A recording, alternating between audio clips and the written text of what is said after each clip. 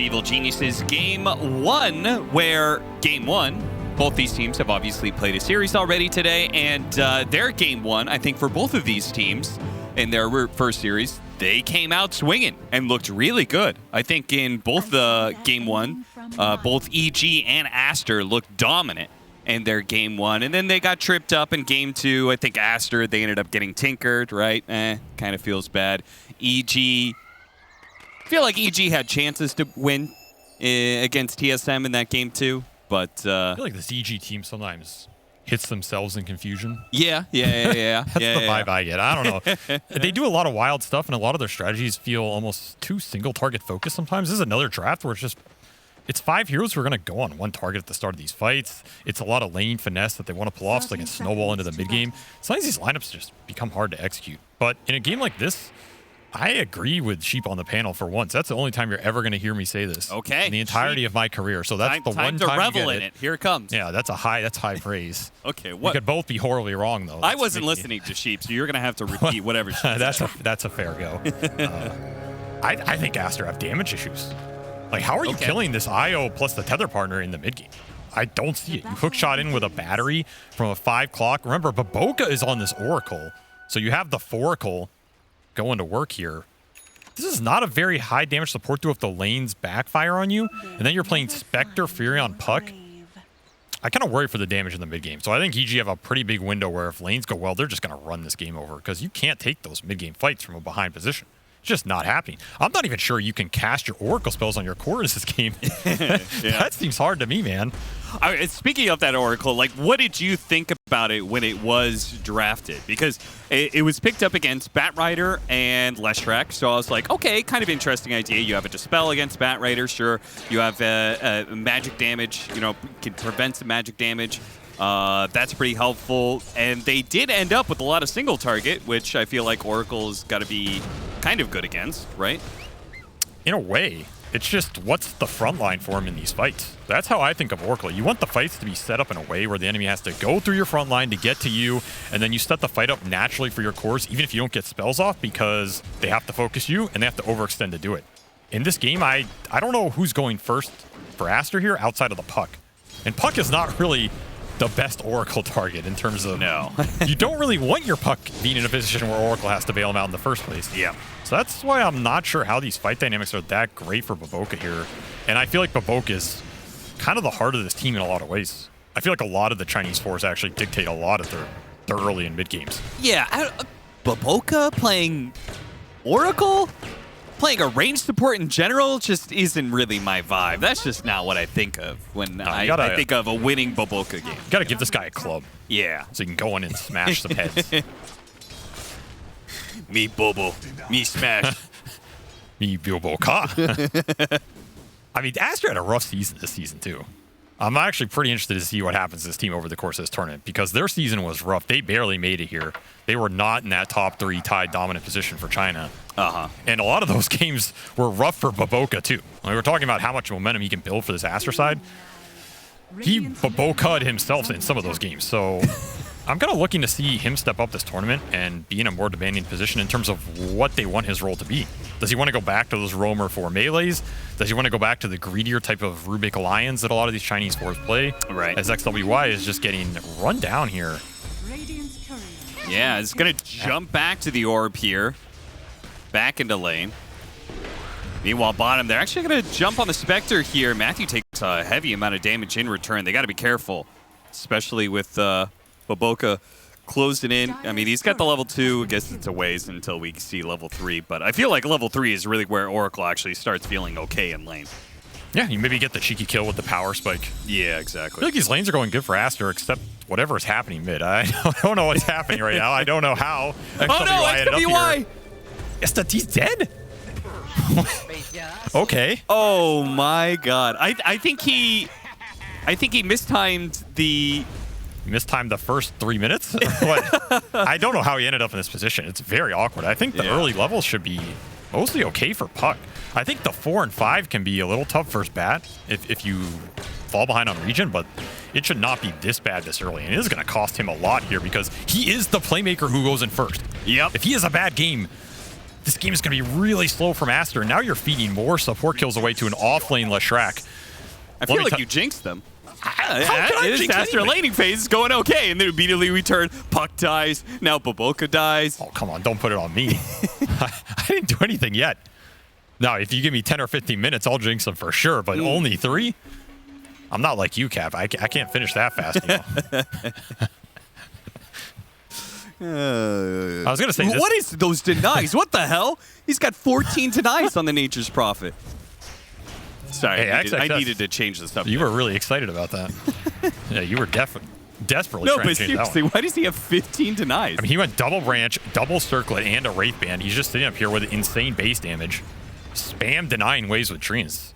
XXS showing off some lane prowess here, and they're going to need it because he's having the best game of anybody, but you have to make these Furion rotations work. How many games have we seen in this meta where the offlane Furion messes up 1 or 2 rotations and suddenly this map's going to be a nightmare to play? They have IO relocate for the numbers advantage.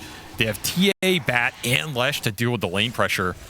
We've seen Bat and TA be 2 of the best counters this hero in terms of playing the map, dealing with him late game. This is not an easy Furion game. Not to mention if this Marcy gets far. Oh, Pichu. Not able to get the courier kill that he was hoping for. It's just been kind of a nuisance to Panda trying to stop him from being able to get off any pulls. Getting constant... You can see he's not even level 3 yet. Not even close to it. He's just giving all solo levels over to the off lane there. Has to make it pay off in some of this mid game because bottom is just still going rough. Yeah, Baboka's dead again. Really good body blocks there from Matthew to ensure the kill. Panda, who had his Link stopped by the battery assault, will have a second chance at it. Does manage to get away. I feel like EG's in a pretty good position to run away with a lot of this game. Like, they are dominating the 1v1 mid. Is this another solo kill? Yeah. Oh, okay. Well, I didn't jinx him. It wasn't me. It wasn't me, just for the record. What, you did jinx? Is this another solo? Now you just jinx Chris Smile. That's what happened. I mean, I just can't win then. What are these rules? Who made them up? Maybe you should try being accurate with your predictions. I'm about to go back to plane. Let you find another casting card. This is why nobody wants to It's cast. fine. Trent's here. Nobody knows that. Everybody refuses to cast. I hope you know this. It's a very long list by now. Oh, here's the Furion collapse. This is the moves you want to make work. Can he finish them No off? Firefly. Another round of Purifying Flames will do it. And with the 2 supports here to be able to bang on Matthew as well, they'll be able to get that kill. Okay. Super nice collapse. Remember, this is pre-level 6 on the Puck and the Furion. So maybe EG just weren't expecting the move to come out at this point because you don't have Wrath, you don't have Coil. Yep. A lot of times that's pretty awkward, but they just have so much of the extra stats here making it work. I think you should kind of like I understand like pre-level 6, but also the Siege Wagon I feel like is whenever there's a Nature's Prophet, I feel like Siege Wagon wave is always a danger zone. Oh, 100%. And this skirmish is benefiting them because the tower is taking damage the whole time. Yeah, it doesn't even matter if they don't get any kills off it. They're going to use the coil to keep the Bat Rider at bay here. Maybe even go for the kills here. They both snap themselves. Okay, it's fine. They have plenty of heals as Aster's just going to go back to demolishing this mid-tier 1 tower. It's gone. It's absolutely gone here. Yeah. That catapult, they got mad value out of it. Okay, and a last hit for XXS, so he has got to be skyrocketing in the net worth. Yeah, he is actually 600 net worth ahead of the Templar Assassin. Who's been free farming up here. Yeah. And this is because, you know, he has extra gold cheats on. So that's a tall order to outfarm him. That Furion rotation paying off, which is what Aster want to have happen here because he was having the best game and they put the eggs in the XXS basket. Got to deliver the basket to market. It's getting a good price. Must be those... What were you... You want to finish that? No, I'm going to take a sip of my tea because obviously okay. I need a little bit of caffeine to get my brain working here. 8-minute power runes coming up. It's a pretty big power rune game, too. And when you take an early tower... That's what I was looking for. Recession? Oh, you're talking about the eggflation. Yeah. It's rough out there. Double damage. Ooh, XWY. that's something to work with. I mean, he's still down their net worth. This has been a rough early phase for him, but hey, if you get some power runes. I would kind of like to see him make the rotation to shut down Whisper. But instead, they're going to go for the Bat Rider mid as they see the opportunity with the coil. Panda trying to keep him alive. They push. Didn't actually push back Panda. And now it's going to be Pichu who dies instead. So, hey, force a rotation, something small. They only got a support out of it, but Whisper is still doing very well for EG, and that is always a concerning sign, right? Whisper, I feel like this guy, you can't give him too much out of the laning phase, otherwise he kind of runs away with the game. That's why they like the offlane Lesh. This hero's super snowbally off a good laning phase. You can dominate a lot of these melee carries really easily. You have really good kill lane dual lanes. Marcy, Lesh, it's up there with the best of them, right? It enables Matthew a lot because you get a strong ranged offlaner, and then you can just buy the utility. There's a reason SA likes this. It enables a lot of their forward position pool. So if he has a good game on this Lesh, he's going to have fast auras. That'll also enable the early TA Roche here, something that EG wants to have online because they can punish the greed from Aster, who don't really have Roche killing until way later on when Furion has the big right clicks, or you have Manta, Spectre if you want to go that build. Been seeing a lot of Spectre builds, and Monet is opting for Blade Mail. Not a bad one. Baboka is still struggling. Does manage to get out the Fate's Edict, but the physical damage came through anyway. Whisper going to be stuck here, surrounded by heroes, and will be quickly brought down. Panda's going to die right alongside him, so the dive onto Baboka does not go EG's way, as they really wanted to be able to kick the heroes out and actually take this tower. But Aster, you know, they have that early tower advantage, got a bit of a net worth boost, and they're going to try and protect that advantage that they hold. This 10-minute power rune is going to be fought over here. See Smile. It's the bottom. That's a big one. Big to get denied here, too. Firefly's out. Try to catch up. Matthew, who didn't actually go for the grab there. And they're going to quickly get that kill. Whisper pushed away by the Cogs, and Clockwork's going to be able to sneak away, no problem. So a kill, rotations force, doesn't give anything back. All things considered, things seem to be going very well for Aster, though it is still even net worth. EG is doing fine when it comes to their core's net worth anyway. But I feel like a lot of these little things going Aster's way are huge, because if you mess these up, you're looking at a 5K lead for EG right now. And this game's out of control, right? They're doing a lot of little things to keep themselves in the early game, which is what their lineup wants to have happen. They're getting the power runes, taking them away from bat. They're using the extra numbers advantage on bottom to prevent Whisper from running over these early tier 1s, so they can stay on the lane with Spectre, because that's huge. You do not want to be taking away Triangle from this Furion, and there's nowhere else to go with the Spectre if you lose tower advantage early. So this is really important for Aster to make sure they always have Haunt, or even the Furion teleport and Wrath up to fight this bottom tier 1. They're heavily prioritizing it. Early Blade Mail is also going to help Monet take these early fights if he wants to. This is a tough item for Lesh and Bat to fight into. Yeah, I think that's a super cool idea. It's also just a farm accelerator as well, right? We've seen these Spectres be able to hit Ancients a lot more efficiently when you have Blade Mail. Well, he's not getting any Ancients because, you know. Yeah, that is true. But it makes, you know, a little bit later. Real carry. I think I love the fact that you bring up this idea that Spectre is a carry that wants to lane a lot longer than many other carries in the meta right now. If you're having a good time. Yeah. A lot of times you just don't have a good time. But I think in a game like this, you kind of want to prolong this lane a bit, especially with this build. And it gives Baboka more gameplay too, because now he has a tankier frontliner, Monet, that can go in once to soak some damage. Suddenly you throw a Fate's Edict on him, you throw an ult on him, that Blade Mail, it's letting him take that frontline fight, and it becomes a lot better. Baboka has more gameplay in this type of skirmishes. Whereas imagine this tower's just dead, you don't even have Monet. They really thought about just leaving this one. This is a deep maybe fight they for can EG, still go though. for the fight, actually. XWY is going to be able to show up with a two-man silence. That's pretty nice. Panda starts going in for the heals, though. The last track, they got to burst him down now. Cogs push away a little bit more damage than Nature's Prophet, and they do finally get it, but it is not good for Aster as they lose 3 heroes to be able to get that 1 Whisper kill, and they're still going to lose control of this tower because is going to quickly go to work, and this will put him very close to his deso, and that's when the TA really starts getting out of control. Oh man, power went out. Someone help him. That darkness, that was what XXS saw after he got that Whisper kill right there. I thought that was the Berlin Major. Sneak peek. Fear the darkness. I mean, that's a really good rotation, right, Bakaz. And there's a reason why Bakaz is almost always higher net worth than a lot of other carries, and it's not because he's just greeding up Ancient stacks. This guy joins the right fights. I like the fact that you point that out, because earlier when you were talking about, like, this guy has gold hacks, I was thinking... Well, he does. He's not like... Unconfirmed. I'm not, unconfirmed rumor. I'm not accusing him.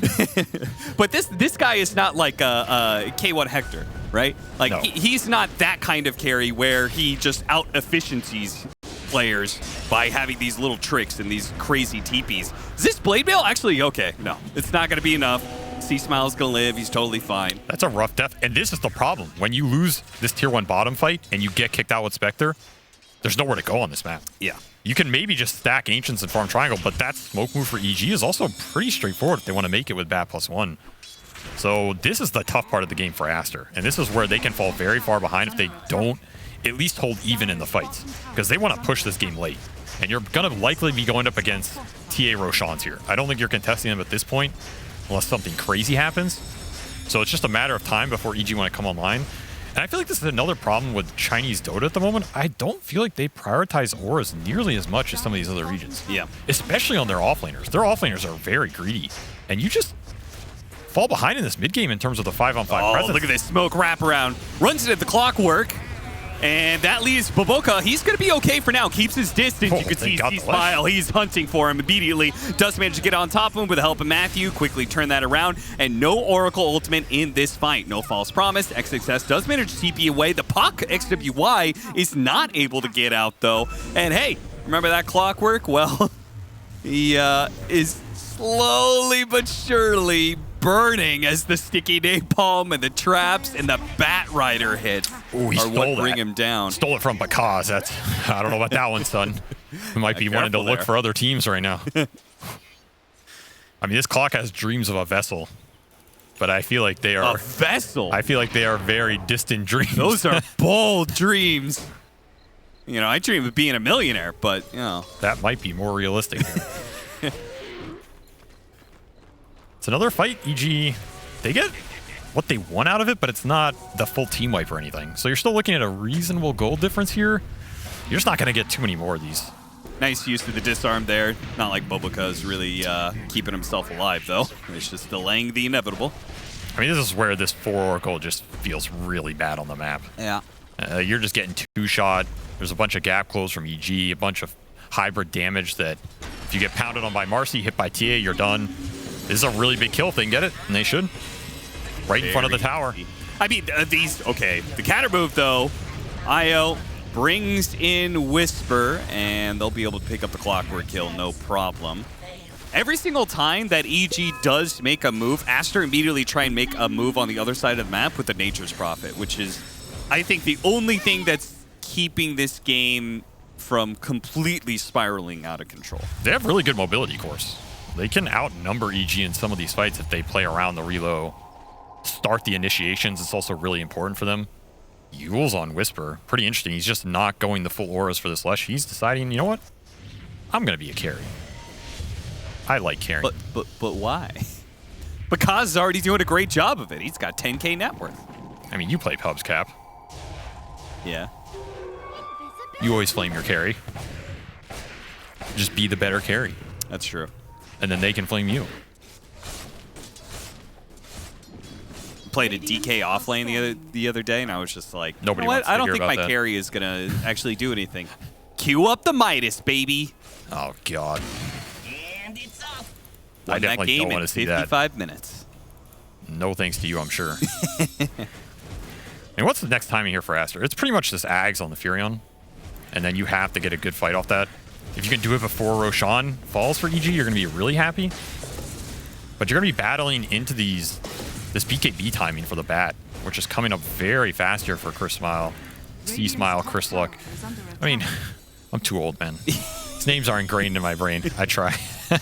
It's fine. And you're going to have a BKB on Pakaz pretty fast here, too. You know, that DK thing was leading to somewhere. Was it? Yeah, it was. Tell. Actually.